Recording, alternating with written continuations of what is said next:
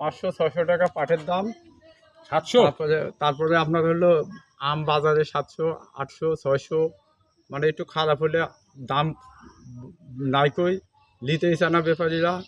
আপনারা একটু বাণিজ্যিকভাবে বিদেশে সাপ্লাই দেওয়ার জন্য একটু চেষ্টা করবেন, আর আমাদের কৃষকের দিকে একটু লক্ষ্য রাখেন, বা কোম্পানির ওষুধপাতি সেরকমভাবে ভালো করে সিলেকশন দিন। কৃষি অফিসারের প্রতি আমরা আহ্বান জানাচ্ছি যে ওষুধপাতিটা একটু ভালোভাবে আমের জন্য তৈরি করে, বা কোম্পানির তরফ থেকে।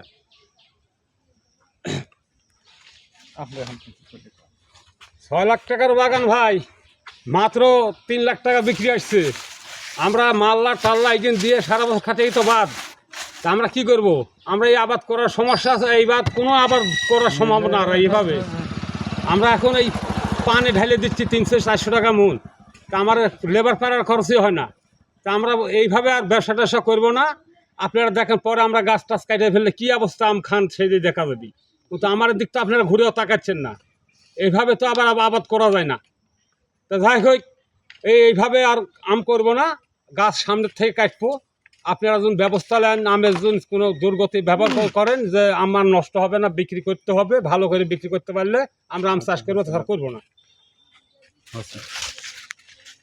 Hello guys.